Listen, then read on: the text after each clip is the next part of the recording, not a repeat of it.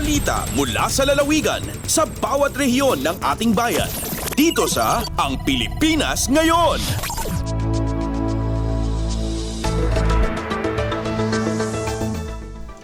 Narito na ang bugso ng ating mga regional news. Dumako muna tayo sa rehiyon ng Luzon.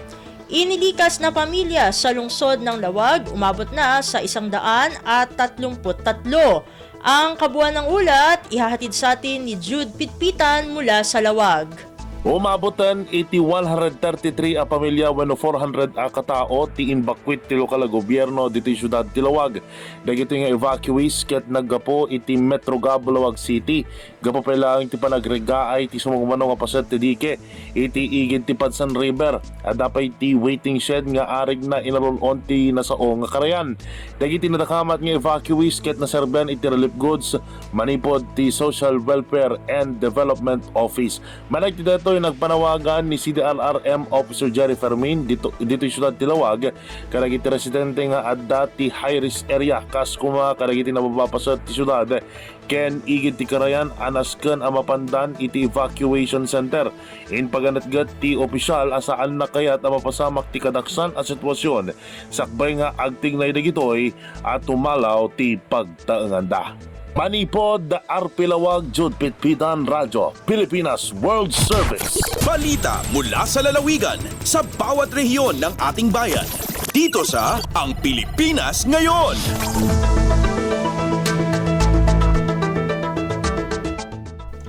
Inyong napakinggan ang ulat ni Jude Pitpitan mula sa Lawag. Dumako naman tayo sa Agoo.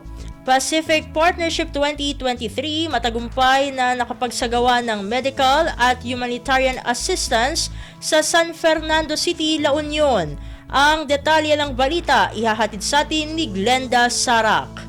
Napalaos ti panagyaman ni San Fernando City Mayor Dong Gualberto kadagiti amin amang bukbukal iti Pacific Partnership 2023. Enpek sa ti Mayor tinapalaos a panagyaman na kabayatan ti closing ceremony ti Pacific Partnership Pidicalman iti La Union National High School, San Fernando City, La Union. Kinuna ti Mayor ang nagdakkel at tulong ti inpaay ti Pacific Partnership iti syudad ti San Fernando, particular iti medical ken humanitarian assistance kastamatan iti disaster response. Kabayatan ti closing ceremony idikalman na ragsak ang nakidanggay ti Mayor ken ti raduma payng opisyales kadagiti participantes ti Pacific Partnership no sa dino na imatangan ti konsyerto ti US ken Philippine Military Band. Ti Pacific Partnership ti kadakalan at tinawan ang multinational humanitarian assistance nga isaysayang kat dagiti soldado iti Indo-Pacific. Tatatawan pa sa ti Pacific Partnership ti Australia, Canada, Chile, Japan, Republic of Korea, New Zealand, United Kingdom, ken United States. Manipod RP Agoo day tiniglam da bakungan sarak para iti Radyo Pilipinas World Service.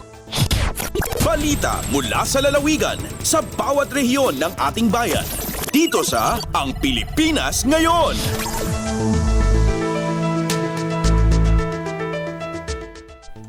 Inyong napakinggan ang ulat ni Glenda Sarak mula sa Agoo. Pakinggan naman natin ang ulat mula sa Palawan. Drag artist na si Pura Luca Vega nais na ring gawing persona non grata sa Palawan. Narito si RJ Sabuero para sa balita.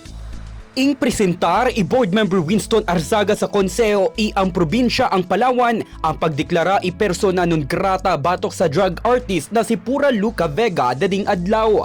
Sa privilege speech ang bukal ingkon na nabeken matinlo ang igbuwat sa pag-South Vega sa isarang bar na kung sadin ingkanta na ang rock version ang ama namin mainstras na sakot na costume ang itim na Nazareno. Sa katatapos lang ang pagselebra apat kadagon ang Kristyanismo sa Palawan, maraking opisyales na akakita saan ang igbuat. Alindigi sa Puerto Princesa, Palawan, ito si RJ Sabuero para sa Radyo Pilipinas World Service. Balita mula sa lalawigan sa bawat rehiyon ng ating bayan. Dito sa Ang Pilipinas Ngayon.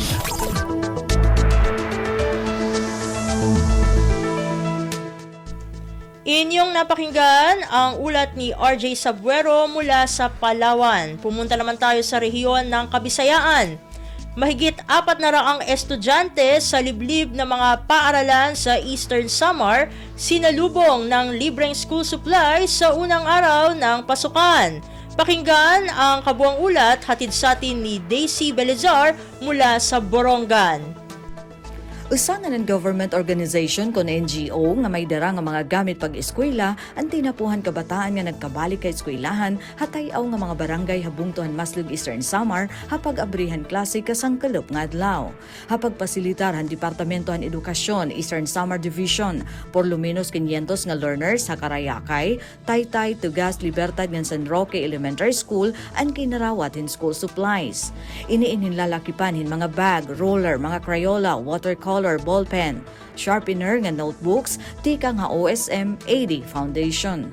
Kung may nunumduman, temprano yan ang atoy, ganasabi nga foundation, nagdistribuer gihapon hin mga solar panel nga TV sets Hakarayakay Elementary School. Hinatag hin college scholarship halimang estudyante nga grinadwar Hamaslug National High School.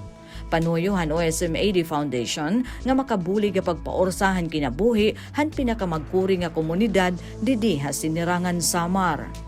Tikang Borongan City, ini Daisy Belizar para han Radyo Pilipinas World Service. Balita mula sa lalawigan sa bawat rehiyon ng ating bayan. Dito sa Ang Pilipinas Ngayon.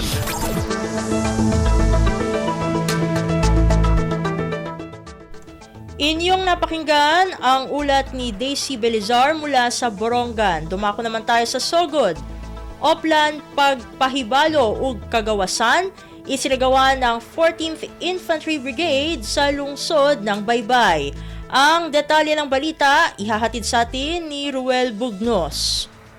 Ang 14th Infantry Battalion sa Philippine Army kauban ng pwersa sa Baybay City Police o sa 1st Leyte Provincial Mobile Force Company nagpatuman sa oplan pagpahibalo og kagawasan kun upok sa Barangay Monterico, Kabungaan, Maypatag, Amguhan ug Ampihanon sa dakbayan sa Baybay, probinsya sa Leyte kanatong Agosto 21 hangtod 25 tuig 2023. Ang kalihukan nagtutok sa pagtubag sa mga isyu nga adunay kalabutan sa anti-illegal drugs, violence against women and children kun VAUSI ug ang mga balaod kontra terorismo. Dugang pa pinagisab sa gipakita nga video o leaflets na saksihan sa mga katawhan sa mga naiskutang barangay ang mga testimonya gikan sa kanhing mga rebelde. Ang Peace Builder Team nga gipanguluhan ni Freddy Bolito naghatag usab og kahayag sa maninlahong recruitment ug mga estratehiya sa pag-organisa sa komunidad nga gigamit sa CPP, NPA, NDF. Ang kalihukan nga gitambungan sa mga lokal nga residente ug punong barangay naghiusa sa komunidad aron mapalambo ang kahibalo ug pagkamabinantayon batok sa mga hulga sa katilingban. Kini nga hiniusa nga paninghamot nagpasiugda sa dili matarog nga pasalig sa militar, kapulisan ug komunidad alang sa pagpalambo sa mas luwas ug mas lig-on nga katilingban. Mula sa RP Sugod, ito si Ruel Bugnos para sa Radyo Pilipinas World Service. Balita mula sa lalawigan sa bawat rehiyon ng ating bayan. Dito sa Ang Pilipinas Ngayon.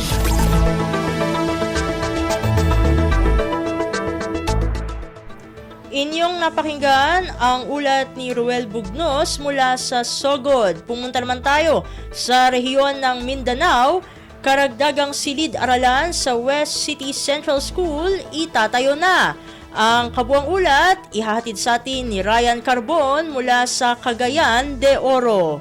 Gisubhan karong adlaw Agosto 31 ang dugang classrooms sa West City Central School nga gipanguluhan mismo ni Mayor Clarix Oy. Ang upat ka andana 8 ka classroom building adunay built-in multimedia package nga naglangkob sa smart TV, projector, sound system ug desktop computer. Tumong sa lokal nga pangagamahanan nga mahatagan og kahamugaway ang mga estudyante, lakip mga magtutudlo og isiguro nga aduna kini functional fire alarm system sa panahon nga adunay mga emerhensya. Ang bag-ong tukuron nga struktura makatabang sa pagtubag sa kasamtangang emergency classes diin usa sa mga hinungdan sa classroom shortage nga nasinati sa DepEd dinhi sa Dakbayan. Gikan sa RP1 Cagayan de Oro, kini si Ryan Carbon para sa Radyo Pilipinas World Service. Balita mula sa lalawigan sa bawat rehiyon ng ating bayan. Dito sa Ang Pilipinas Ngayon.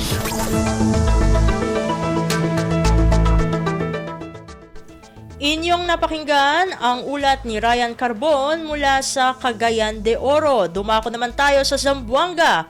Lokal na pamahalaan ng Zamboanga tuloy-tuloy ang pamahagi ng dagdag na benepisyo sa ilalim ng Social Amelioration Program para sa mga senior citizen sa Zamboanga City. Pakinggan ang detalye ng balita na ihahatid sa atin ni Shirley Espino. Continua el dalida de ayuda financial na mga senior citizen na kinasyudad Zamboanga bajo na Social Amelioration Program del gobyerno lokal. Resentamiento lang alcanza ng más de 1,000 mga senior de Coruan, Moti y Buenavista, el recibí el 1,000 de peso cada uno durante el sub-payout que encabeza el City Social Welfare and Development Office y City Treasurer's Office. Bajo na mensyonang programa del gobyerno lokal, todo mga senior citizen de Zamboanga tiene trabajo o pensyon anual ay puede recibir el aumento beneficio estaba na LGU cada quarter. Si acorda el gobierno local y aloca fondo na cantidad de 100 milyon de peso estaba na 2023 supplemental budget para na 100,000 mga senior citizen na syudad. Desde aquí na syudad de Zamboanga, este si Shirley Espino para na Radyo Pilipinas World Service. Balita mula sa lalawigan sa bawat rehiyon ng ating bayan. Dito sa Ang Pilipinas Ngayon.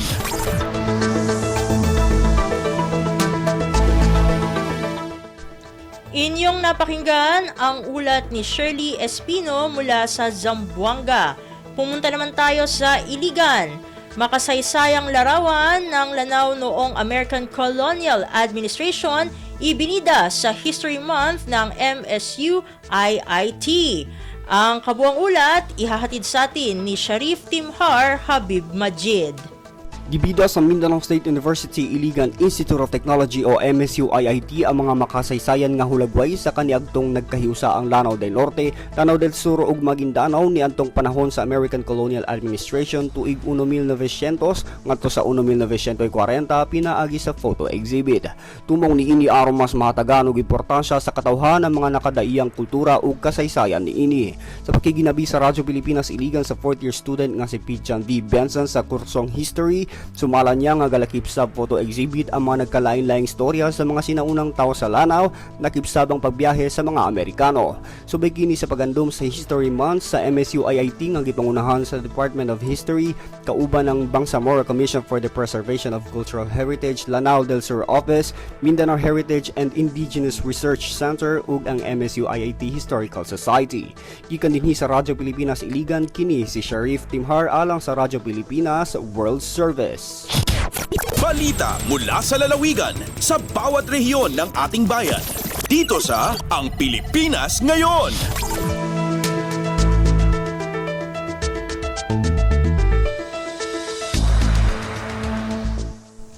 At inyong napakinggan ang ulat ni Sharif Timhar Habib Majid mula dyan sa Iligan. Dito na natatapos ang ating regional news. Narito naman